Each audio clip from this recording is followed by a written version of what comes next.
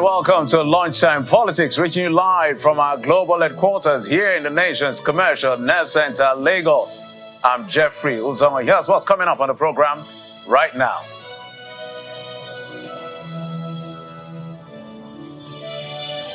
Long queues seen at filling stations across the country, with Nigerians subjected yet again to hardship as a search for premium motor spirit. Prices now rising to over 1,000 naira per litre of petrol in parts of the country, depending on who you're buying from.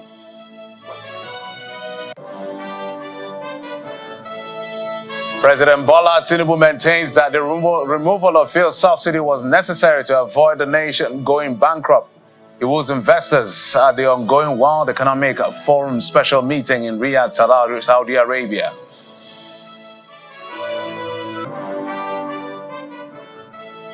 And the People's Democratic Party in Oyo State wins the local government elections in all 33 local government areas, as their counterpart in Gombe State secures sweeping victory across all local governments. That's the APC.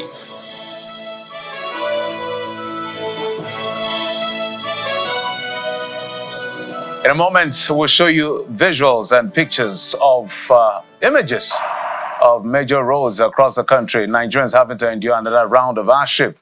Those are the pictures I was talking about as they search for premium motor spirit, also known as petrol, for their cars and generators and motorbikes. As you can see in those pictures, in the nation's capital, Abuja, cars could be seen lining up along major streets, even in front of stations that are yet to open. The unfortunate situation has provided opportunity for black marketers who are selling products for as high as 1,200 to 1,300 naira per litre. Same situation is being witnessed in Kaduna State, where residents are appealing to the NNPCL to urgently address the prevailing petrol scarcity.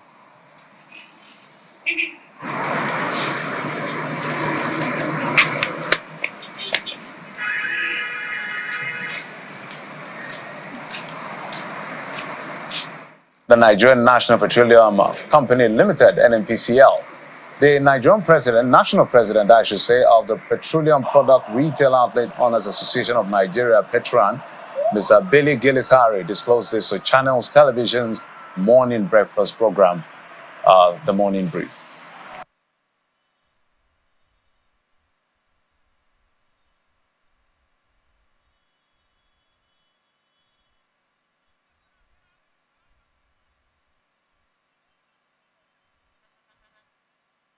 Well, that's a situation we find ourselves right now. So I don't know where you are in Nigeria, around the country. What is the fuel situation where you are? That's a big question everyone is asking. And how long will this be?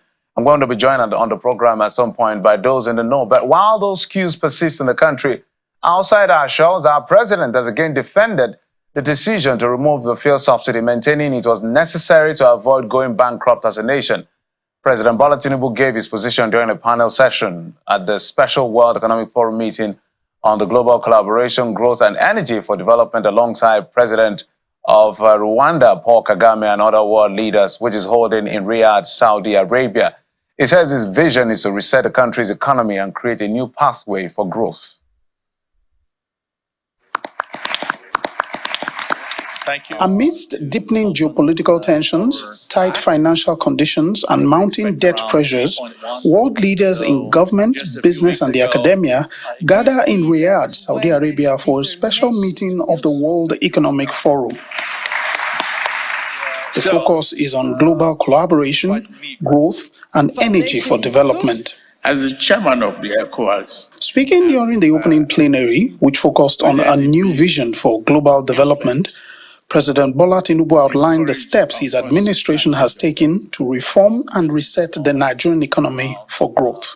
Concerning the question of the subsidy removal, there's no doubt that it was a necessary action for my country not to go bankrupt. One, to reset the economy and the pathway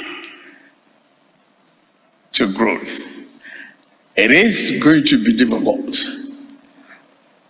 but the hallmark of leadership is taking difficult decisions at the time it ought to be taken decisively. That was necessary for the country. Yes, there will be blowback.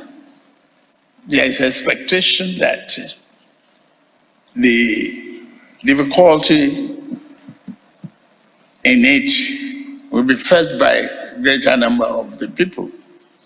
But once, I believe it was their interest that is the focus of the government. It is easier to manage and explain the difficulties. Along the line, there is a parallel arrangement to really cushion the effect of the subsidy removal on the vulnerable population of the country. He also drew the attention of the world on the need to ensure peace, stability, and economic growth is entrenched in the Sahel region. I've witnessed the big influence of Nigeria to discourage unconstitutional change of government. Equally, we have eased the sanctions. We need to trade with one another, not fight each other. It is very, very necessary and compulsory. Other members of the panel added their views on steps that must be taken to reignite development and economic cooperation across the world. If you look at it from the perspective of the global shocks that we talk about here and there, irrespective of where they have come from, all countries in the world are affected. Of course, some affected more than others. But that's fine. But that is a reminder that we need to therefore look at what has been talked about, the inclusiveness that we are talking about, and collaboration that brings different entities of the world together. We must be able to call out hypocrisy for whenever we see it, and it is there because we keep talking about North-South divide or other divides, but we don't find easily and quickly the solution to that. Trade and financial flows are the transmission lines of prosperity, and it would be a huge mistake to lose them. So focus on that. Reforms pay off very, very well. So if we can have that leadership strength within countries to do the right thing and across countries to work together, the optimists in the room would say we are right. Optimism is well grounded. The conclusion at the panel discussion is that the issue of inclusivity must be central to a new vision of global development. And that vision, they say, must involve urgent and concrete action. From Riyadh in Saudi Arabia, Lanre Lasese for Channels Television News. In the meantime, the federal government says Nigeria's crude oil production for the first quarter of 2024 has increased to 1.4 million barrels per day, a major increase from last year, making this known during the passing out parade of the Nigerian Navy Basic Training School in Onne, River State. The Minister of State for Defense, Mr. Bello Matawale, commended the Navy for their fight against crude oil theft. Friends, families, top brass from the different arms of the military, and government officials are at the Nigerian Navy Basic Training School, Onne, in River State, for the passing out parade of the trainees.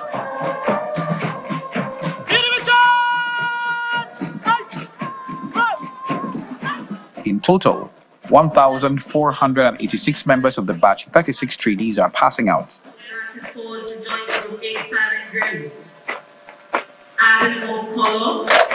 In his address, the Minister of State for Defense, who is the special guest of honor, praises the Navy for their role in improving the crude oil production of the nation. Operation Delta Sanity, activated to curb crude oil theft, has leading to a rising crude oil production since the last 6 months to 1,428,613 barrels per day from less than 1,000. I am also aware that The Nigerian Navy recently increased the salaries of non-Ministry of Defense staff in all Navy welfare schools by 100% to cushion the higher cost of living, as well as other incentives as palliative to support personnel. The secretary to the state government, who is representing Governor Fubara, and the deputy governor of Akwa Ibom State are happy with the Navy's contributions to the nation. The River State government fully and wholly support the Nigerian Navy because oil theft is not only against the federal government, it's against us as River State. Apart from affecting our revenue, it's also seriously impacting on food security and health of River State. The importance of the great turnout of 1,000 plus naval staff today will go a long way to support, to check our coastal lines of kidnapping, of bunkering, crude theft, and all that.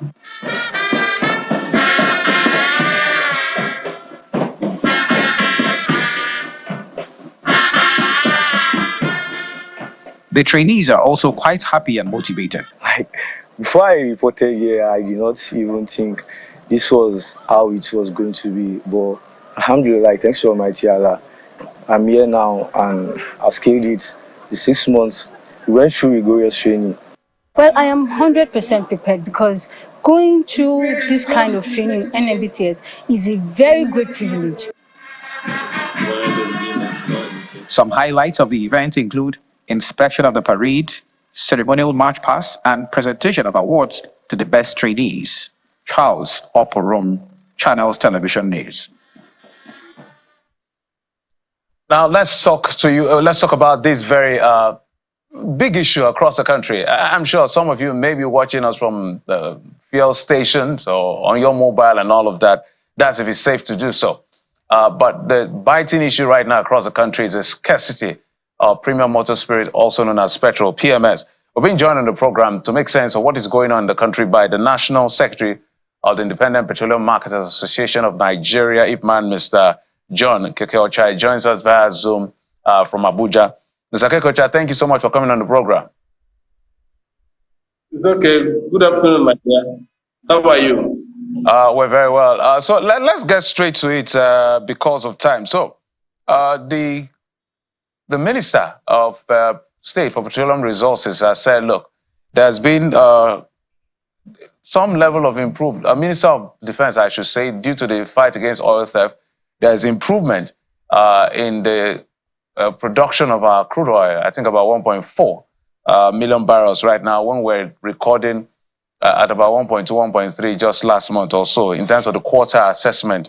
And also the president has also defended the fact that he had to remove subsidy to reset the economy and put it on a path to growth. But the reality we face now is fuel scarcity. The question now is, what is going on? How do we make sense of this situation, given all of these records that have been put forward by the government?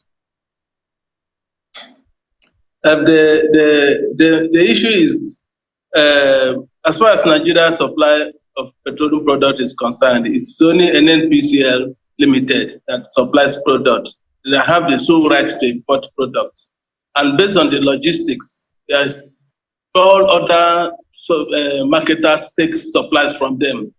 And when we had a meeting last week with the retail, the explanation was that there's a small issues with their logistics of bringing in product into this country, but which have been sorted out. If you notice, last week there was a remote shortage, but as at yesterday and today, most of the stations have been wetted. This morning in Abuja here, many stations have started selling, which means product has started coming in. I'm sure that by tomorrow, next tomorrow, the scarcity, especially as in Abuja, where I'm talking from, will be eased out. Yeah, we did speak to Petron president on our earlier show, the morning brief, and he raised concerns about logistics. When logistics sounds like a compound word or so in this context, what exactly is this logistics? Is it the NNPC did not have supply, or there were the lifting of the crude itself? What exactly is logistics for the benefit of Nigerians? Yes, since it is only an NPCL limited that brings in product, and the simple explanation they gave us when we tried to intervene and ask what is the cause of this shortage, they said they had small logistic problem, and without giving us proper or extending the definition for us. So we didn't know exactly what their logistics means, but it must be linked towards shipping and discharging, which I'm sure they have taken care of, and that's why the many stations have started getting supplies. But let's also bring another issue that is in the front burner as we're going to wind down, the issue of the prices. Yesterday, I did literally rounds of trying to check for fuel. When I eventually found a station to buy, I bought it for $7.20. Does this mean that the prices are potentially going to go up, or we're going to see it return to the usual we see between $7.10 to $7.40? Because as at this morning, some people are buying it as much as 1,000 plus, even for black marketers, so 1,200 and all of that. You see, the fallout of removal of subsidy means you get your product at any price and you sell at any price as far as you have the demand. Because of the shortage that Nigerians experienced a few days ago, of course, there must be sharp practices. Some people who had products will definitely want to increase their prices, to make more money. But as soon as products start coming in, they will definitely have to change their prices to suit the demand by reducing them. That is just the issue. That's just the issue. So when there is shortage like this, marketers will go into making sharp practices. Other people who have access to products will eventually have to raise their prices. There is no price regulation. That's the essence of the removal of subsidies. There is no price regulation. Prices are not pegged. If you go around in any state, you go around, some marketers sell 700, some 650, some 680, and the rest of them. So it depends on consumers to choose where they are going to buy their products. So does this mean we are not going to see the prices return to the usual average? The usual average that we're aware of, so major marketers is between 590, 580 to like 640. Are we going to return to that band of price, that price band? Absolutely. As far as products have started coming in, prices will start dropping down again. Almost. Thank you so much, Mr. John Kekeocha. We don't want to keep you so much. The National Secretary of the Independent Petroleum Marketers Association of Nigeria, giving us his perspective on the scarcity. And we want to hope that, as you said, in the next few days, let's say, what are you assuring us just before you go? 2 days, 3 days, 4 days, we should see this as passed? Surely by tomorrow, the products will start flowing into the stations. Because as I speak, Warri has started its discharge last weekend, and most of the marketers that load from Warri will start loading today. So as the products are coming into Abuja by tomorrow, you see that many of the stations that will start selling products. Thank you so much, Mr. John Kekeocha, National Secretary of IPMAN. Thank you for coming on the program. Thank you very much.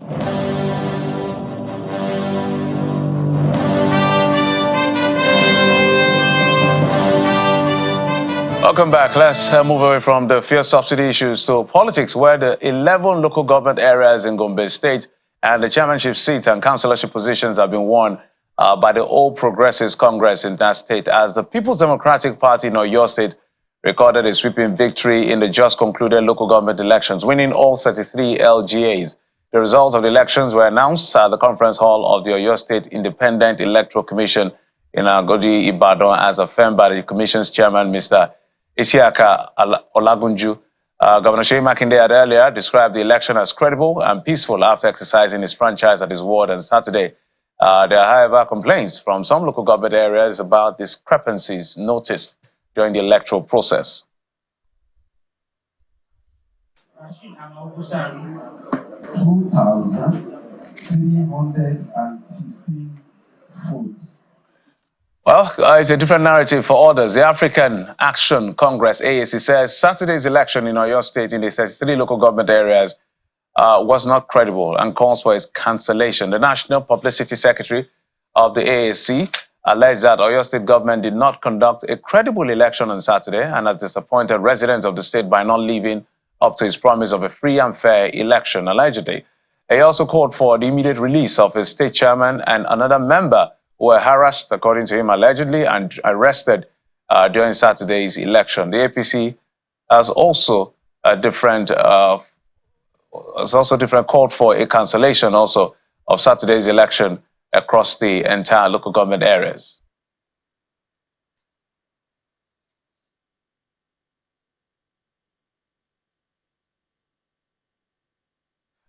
And now we're being joined quickly by the Oyo State Publicity Secretary of the All Progressives Congress. They did not win any seat in this particular election. It was a sweeping victory for the PDP. Mr. Wale Shadaye joins us via Zoom. Mr. Shadaye, thank you so much for coming on the program. Good afternoon. I thank you for having me on the program. So, whilst the PDP is celebrating a remarkable victory in their view, they judge this free and fair. In fact, they are saying that this is a testament to Governor Makinde's quality leadership. Those were their remarks. What do you say about this election that happened on Saturday? Thank you very much. I'm even amazed that you use the adjective remarkable. So I'm even amazed that you use that adjective. Anyway, those are not my words. Those are not my words, okay? Those are their words, not me. So as far as we are concerned, what happened on Saturday was a mockery of democracy. There was no election at all. What they did was just a charade. So it was a sham anyway. In whereby about 75% of the eligible voters were disenfranchised. So people were not allowed to exercise their franchise, and they were denied the right to cast their ballots. And PDP still went ahead to reel out some fictitious figures from an answer that did not take place. So we are surprised that this is happening in Nigeria as today. But as a progressive party, we are not even surprised. It leads to because we knew what the governor was up to, and also the ruling party in the state. But one thing that stunned us was the effort of the chairman of the OCEC, in person of Ààrẹ Olagunju, to add some level of credibility to the exercise, which he self knows did not pass the test of credibility in any ramification. Mr. Shadaye, Be that as it may. Mr. Shadaye, let's give substance to the allegation. So when you say, when you say 75% of voters were disenfranchised, what do you mean? Where were you? Where do you get this record? Because we also know that hold on, Mr. Shadaye. In Gombe State, you're also aware that the APC won all 11 seats and over 100 councillorship seats. I hope you're aware of that as well. It was a sweeping victory. So it's like on this side, on the other side. So when you say 11, when you say, just a minute, sir, when you say 75% were disenfranchised, what do you mean? Well, as I'm speaking with you, I'm speaking from Ibadan, not from Gombe or anywhere else. So I cannot speak for the people of Gombe State.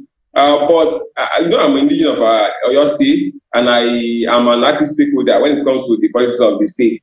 So I was a part and parcel of the exercise, which was expected to hold on Saturday. And I can tell you for free that I observed and I'm a living witness to everything that happened or transpired on Saturday. For instance, in parts of Okeogun, where we have 10 local governments, Okeogun of the state, OCEC managed to send some of their officials to parts of Iwajowa and Isheyin and also Atisbo. So none of the officials were cited in places like Kajola, Saki West, even Orelope. The man in charge of Orelope, that is the elected officers, one Mr. Ibrahim or Dekpe or something, he showed up on the eve of the election, and when it was at 11 p.m., so he left his office and he said he will return the following day. So people waited As I'm speaking with you, nobody has cited him or any official of the OSEC in the relevant government. The same thing happened in most part of the state. And here they showed up. Is that they brought insufficient election materials, or they came with a Mr. Shadaye, if I may bust in, Mr. Shadaye, my apologies, totally out of time, but I must chip in this question. If you have evidence as to 75% of people being disenfranchised, what next? Are you going to court in 30 seconds? Well, relevant stakeholders in our party, leaders of our party, they will be meeting before this weekend, and whatever they come up with will be communicated to the outside, to the whole world. I cannot speak for the party on that, at least for now, because those who are meant to take decisions have not met. But one thing I can tell you is that we will not allow this to stay. It's a direct robbery, and our party will react to it accordingly. That I can tell you for free. Mr. Wale Ishada is the Publicity Secretary of the All Progressives Congress in Oyo State. Thank you so much for joining us from Ibadan. You are welcome, sir. And beneficiaries, away from that, beneficiaries of the Presidential Amnesty Program under the aegis of 3 phases generals have hailed President Bola Tinubu over the appointment of Mr. Dennis Buruto Tuaro as the coordinator of the Presidential Amnesty Program, pledging their support to move the program forward. Addressing a press conference in Warri, the group frowns at rumor discrediting Mr. Tuaro, urging Mr. President and the office of the NSA to disregard such distractions and inflammatory statements against the coordinator as they reaffirm their support.